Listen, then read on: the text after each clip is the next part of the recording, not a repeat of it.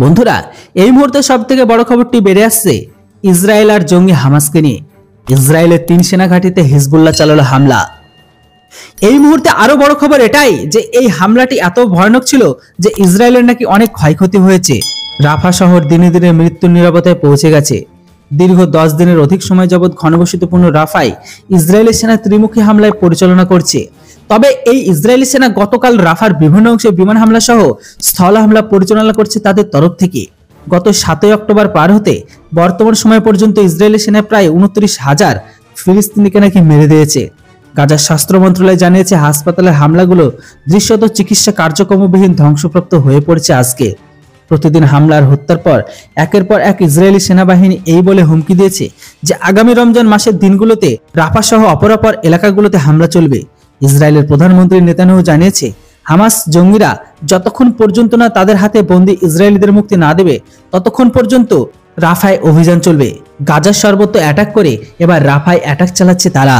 গাজার বিভিন্ন শহরতে অধিবাসীরা রাফায় জড়ো হয়ে অবস্থান নিয়েছিল। বিশেষ করে রাফায় আশ্রয় শিবিরগুলোতে ব্যাপক সংখ্যক ফিলিস্তিনির অবস্থান করে।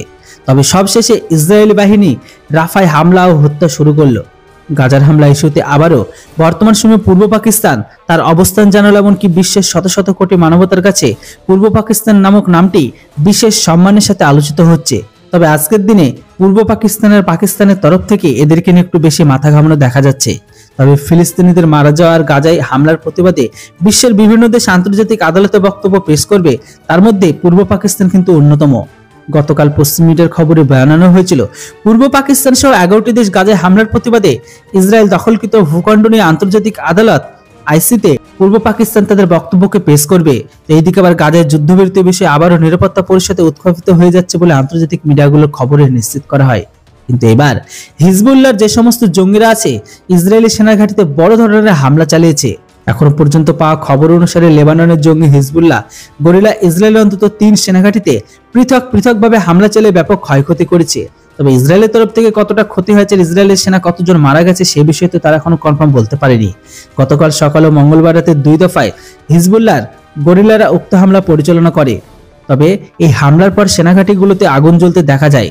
জঙ্গি হিজবুল্লাহ গরিলাদের পক্ষ হতে পূর্বের ন্যায় আবারও বলা হচ্ছে যতক্ষণ পর্যন্ত ইসরায়েল গাজায় হামলা পরিচালনা করবে ততক্ষণ পর্যন্ত জঙ্গি হিজবুল্লাহরা ইসরায়েলের হামলা পরিচালনা করবে।